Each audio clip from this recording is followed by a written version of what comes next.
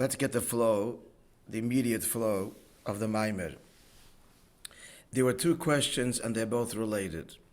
The first question was that a result, the consequence, the effect of anything is present already in the cause. Obviously, the cause cannot produce something that it doesn't have. So therefore, the question is, in the words of the Maimer, in our world, the sweetness, for example, and the bitterness of fruit. So what's the market? It all traces back to Chochmah d'Atzilus. Now we can understand that on a symbolic level, so chesed, an idea that is inclined towards chesed, is a sweet idea. An idea that is inclined towards gevura is metaphorically bitter. You understand the metaphoric connection. As we illustrated, an abstract idea can be translated in polar directions. This is illustrated in the Torah itself. The very reason to bring a flood was the very reason not to bring a flood in the Torah. The very reason. The very reason to destroy man, the very reason not to destroy man.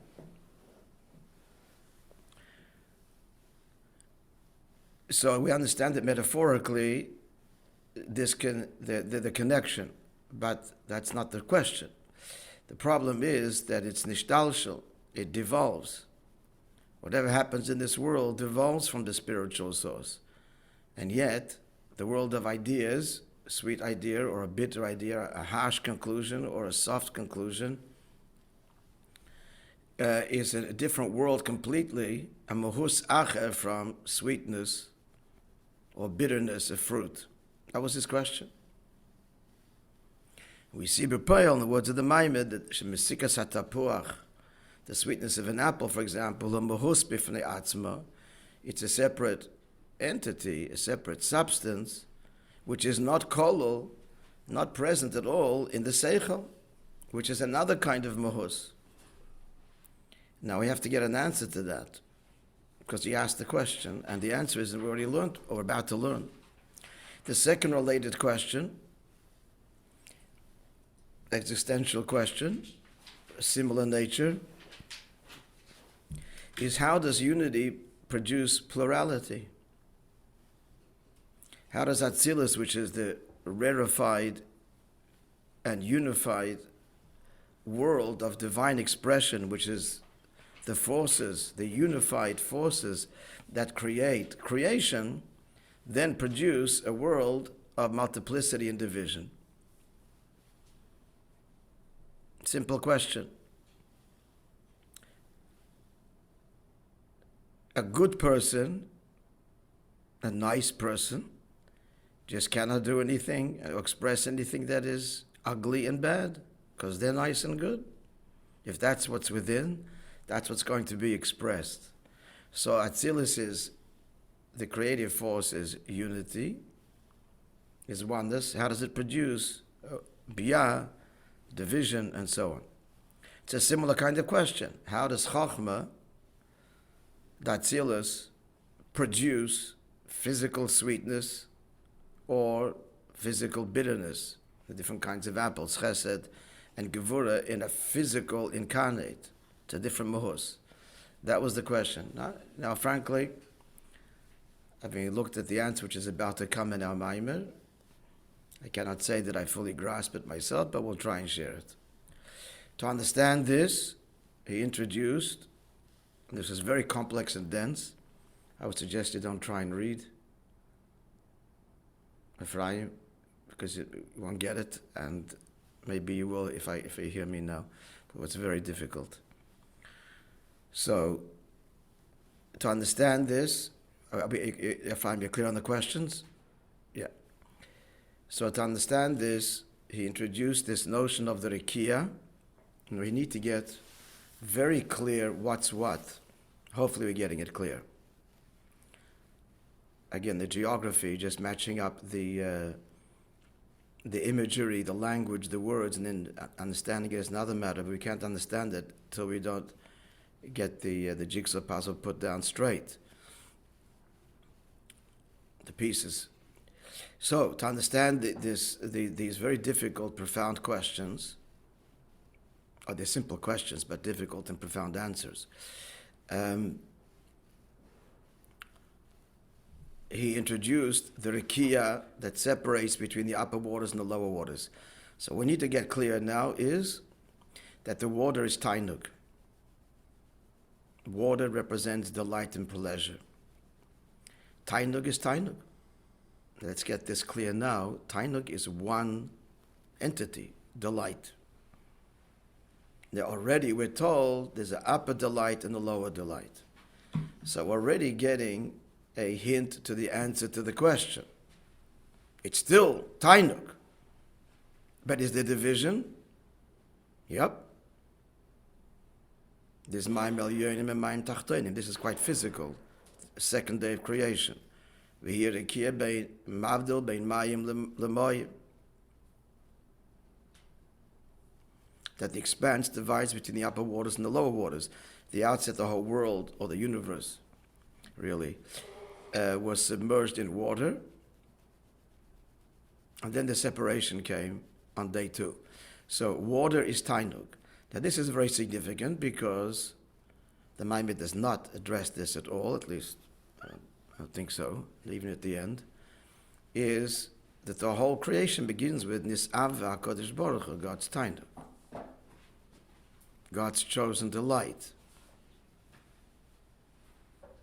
Now, this is not stated in the Maimon because it's, I assume, patently obvious, which is why the world is submerged in water at the outset of creation.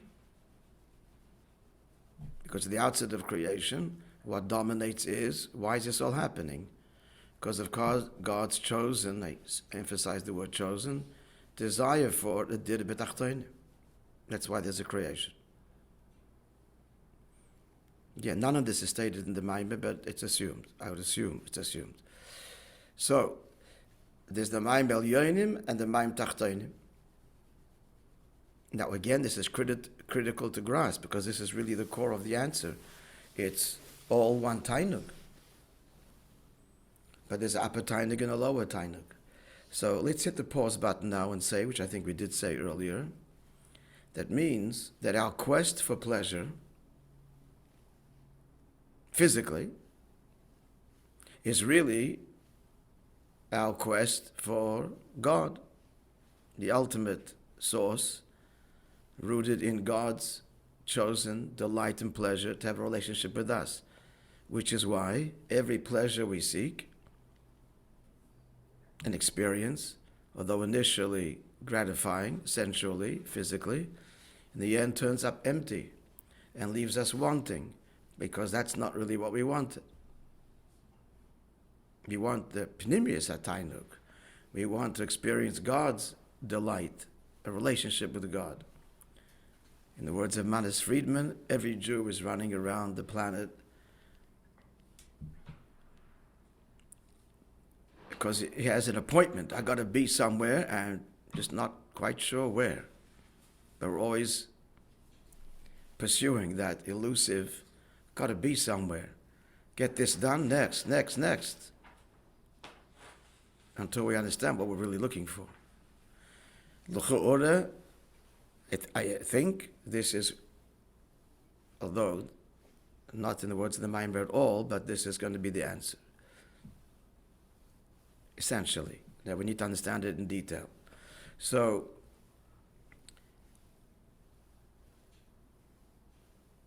there's the Mayim Elyonim and Mayim Tachtonim. It's separated by the rakia. You have to remember this. The rakia, the expanse, that separates between the upper water and the lower water. Now the parallel, this is where it gets difficult. The whole point of the mashal is to clarify things for us, and it's, for me at any rate, just made it much more difficult.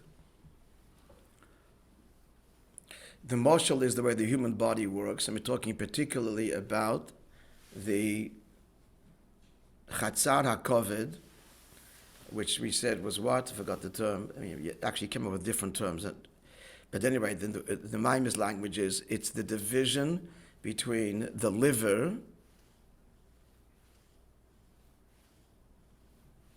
and the higher organs. I'm sorry, it sits atop of the liver, and it's the division between the stomach, the liver being part of that whole digestive process, and the higher organs of breath, of life. Now, so what's the point?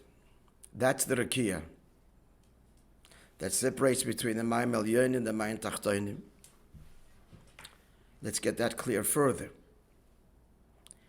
In the moshel of the body, okay, just don't look in the text because it's not going to help us at all. In the moshel of the body, the mozen, you answer my question, please. What's the mozen? What's the food? Huh? It's a moshel to understand the whole arichas. What is the food here? The food is the tainug elyon. It's the time. Pardon? Chayes. It's way too vague. What is it in our moshel? It's the tainug elyon.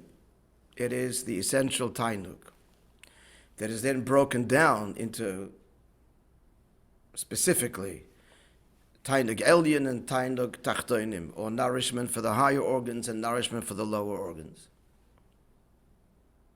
which ends up, therefore that is the tainugim elyonim and tainugim tachtonim. That's all as a result of the breakdown of the original nourishment, the chayes eliki, that's the etzem hatainug.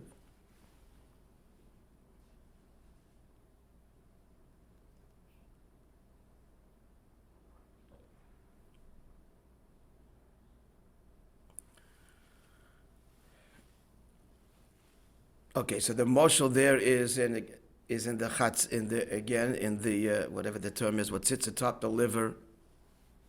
What did we say in the end? Was it diaphragm? The diaphragm is part of the.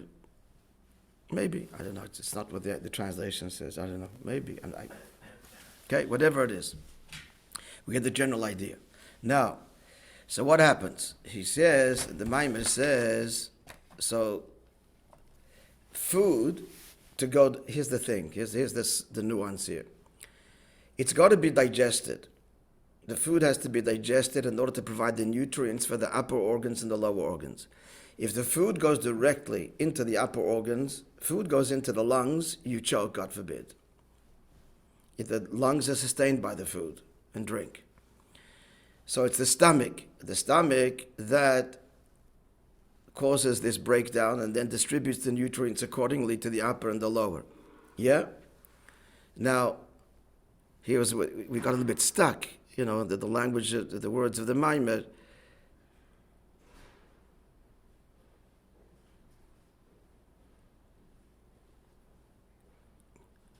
So if you look at the words, al yedei h'tשכ, it's halfway down the page. You will have the same layout. So it's the second page of Oisei. So through the h'tשכ, this break, this is the rakia of the chatzar hakoved, the courtyard of the liver. That's a literal meaning of this. So then, the ivarim below it descend. Now, we was troubled with this language. The ivarim below it descend. The implication is, as we kind of concluded, that without the chatzar hakoved, the intestines would not be able to do their job to break down the food. What's the word I used? Digest. Yeah. So it's the chatzar hakoved in evarim mishulamat memenu yordim madrigosam ad sheyichel mekabla meichel. Now the intestines can receive the food as a result of the chatzar hakoved, and then pale the bitter, and the bitter, amazingly, is to the upper organs and the lower organs. Not addressed fully in the Maimer, but that's the fact. Are we clear? Yeah. Now let's now try again, with God's help. Keep on going down. And not only that, an important point, because it'll be addressed soon, the next ois, not only does the digestive system, thanks to the rakia is the critical part that allows the digestive system to receive the food and do its job, which we're going to see soon is the malachim. And that's going to get a little bit interesting, as we'll see. I think I have the pshat. I'm open to correction. So the rakia is the chatzar hakoved that allows the digestive system to receive the food and do its job to digest it. Not only does it provide nutrients for the upper and the lower, it does a third thing. What's that?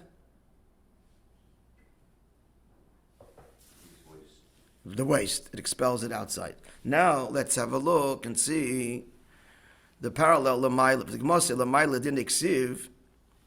V'chokrav Hashem kodshay. So my inners all praise His holy name. Now what is that?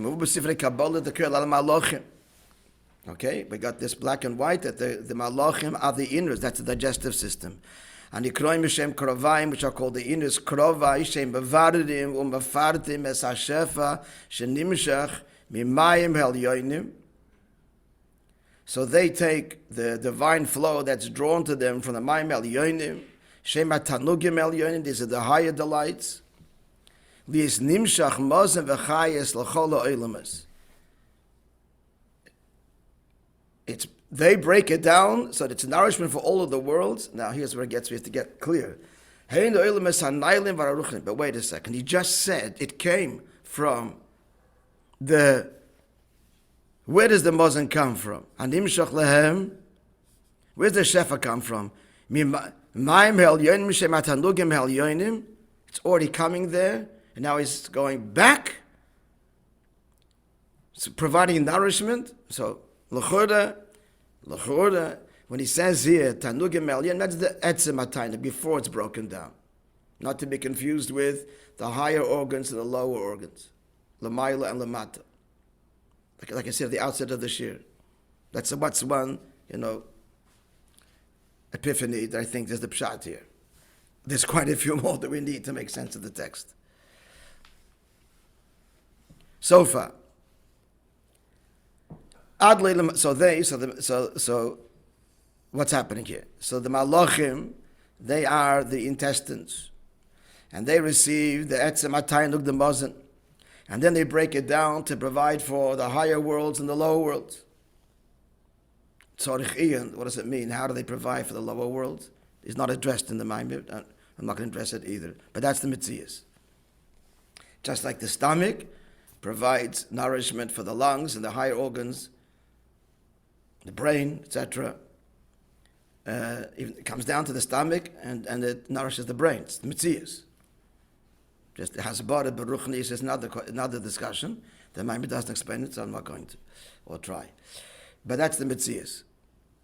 Now let's continue. So, and then the malachim then provide nourishment all the for heinu ilamis hanaylim baruchniim, veheinu ilamis shalamatim hem in the lower worlds. Ad lilam haza tachten shin tach lamatim meno till our lowest world, of which is nothing lower. The whole ilm fi arkai, each world according to its level gets the nutrients. As explained, there's different levels of nutrients. Now in brackets, but kind of summarizing it and applying it back to the nimshal, to the Moshe rather, bedugmas polas hakravayim ba'adam, like the intestines of a person, its effect is lachalik hamozem v'achayis b'nevari aguf. It's to divide and separate and distribute the nourishment to the limbs of the body, lachol ev lefe'arka, each one according to its level, upper and lower. Gamanu. Now, to understand the next piece, l'choda, I think this is my understanding, it's really in brackets. Ve'al derech, it's not exactly the same, which is what threw me. So it starts with the Ve'al derech, it's opening brackets, and to tell you where it ends, 1, 2, 3, 4 lines from the top of the next page. That's like a parenthesis, a parallel, similar parallel, not mamish. Then he goes back, continues v'yischalkus, continues the narrative, continues the thread. Let's learn it. And that's why it's al derech. It's similar to, but not the same. He doesn't say, and this is the inyan of lechem abirim achal ish. It's al derech, and we'll see why. Now, even though it's in parenthesis, and it's not clear also after the parenthesis, even understanding it on its own, exactly how it matches with what we just learned. It's a little bit hazy. But let's learn the brackets. He's talking, it's a pasuk in Tilim. He's talking about the Yidden eating in the midbar manna. It's called lechem abirim. Now the word abirim means two things: mighty ones. It's a reference to malachim, and it also evarim. It also implies limbs. So lechem shemalachi hashodes eichel. So the Gemara says they ate food that the malachim eat. Now, why is this? Why are we already like one second? Malachim eat. What did we say before the function of malachim is?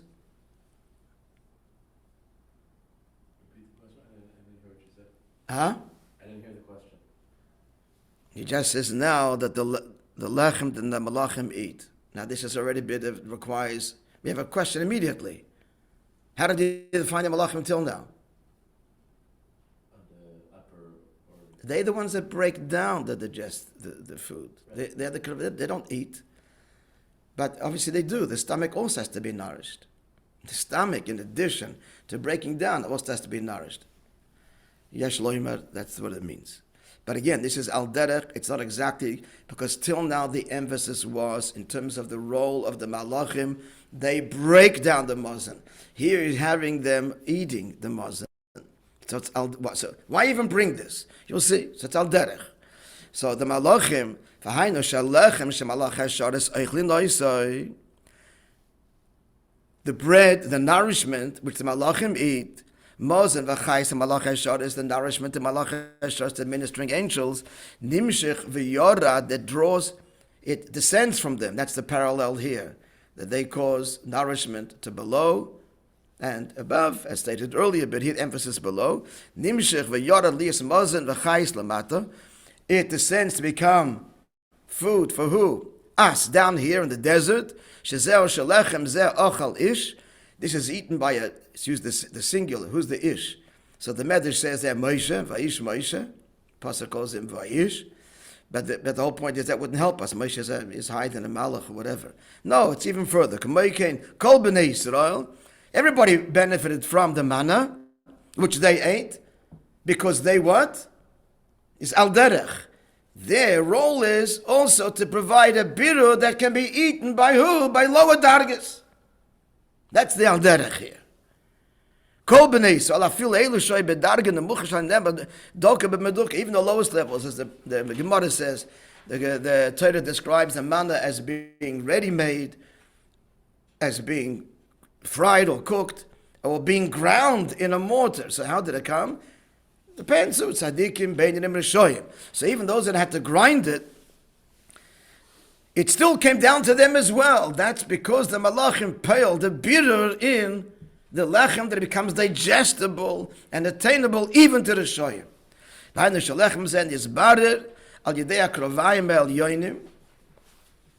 So this, here's also your throne. The Kravayim El Yoinim here are not the Malachim. They're receiving it. And that threw us, because till now he's saying that the Malachim are the Kravayim. So I'm telling you, this is in brackets, it's Al Derech, it's not mamish the same minion, and exactly how to plot it, leave it to you.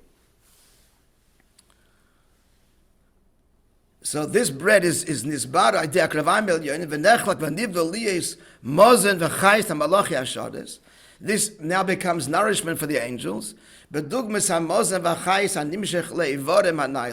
This is similar to, we said before that food nourishes the higher organs, so too the angels are being nourished. They're the higher forms of life, as opposed to us down here in the desert, and the lower forms of life. Just the similar model. So they get nourished. So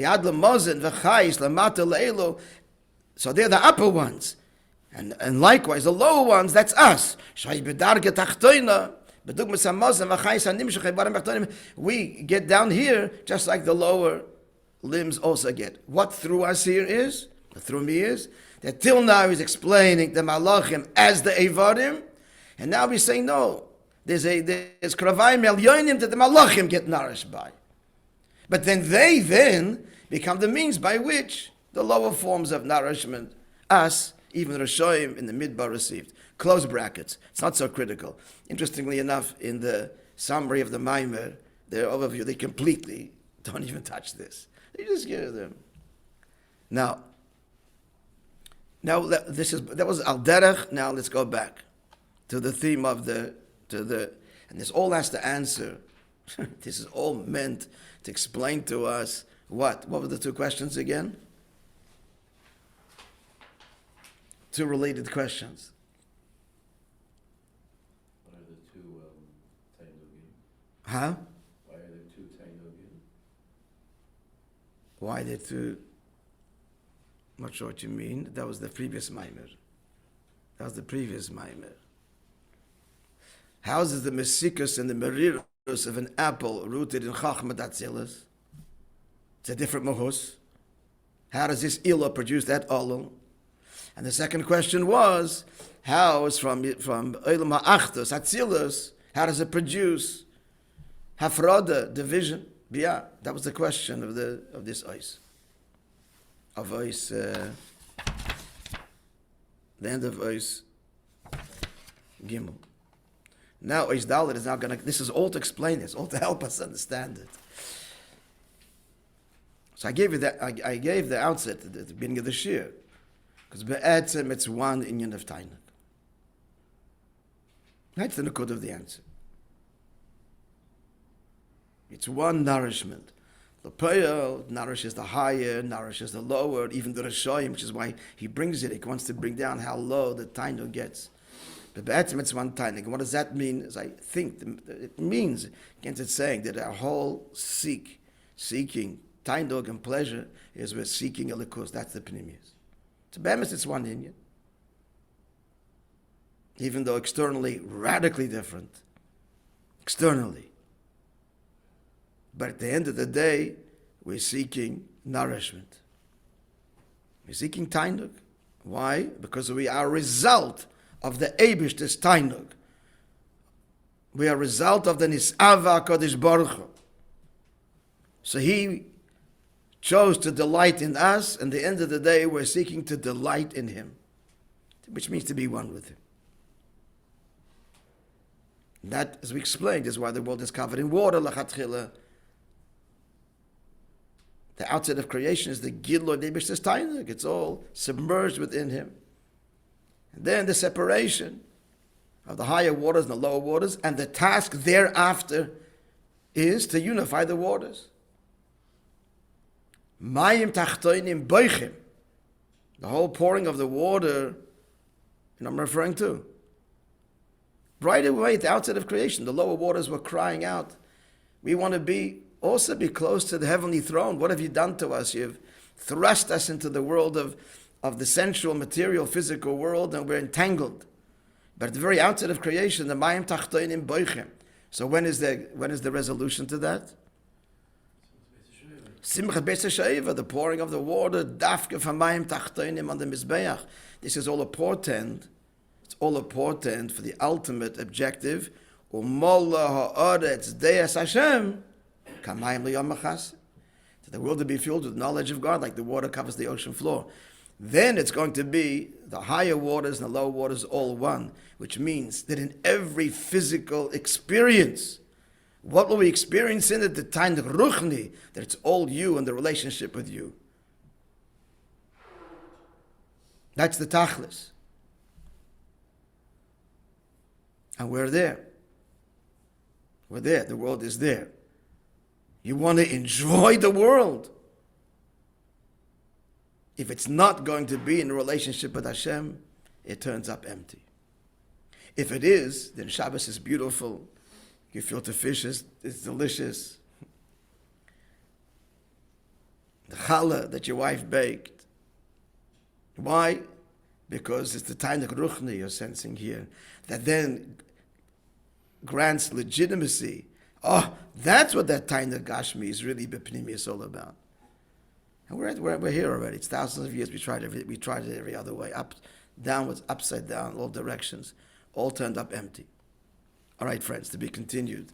Be'ez Hashem tomorrow with the answer inside the Maimer.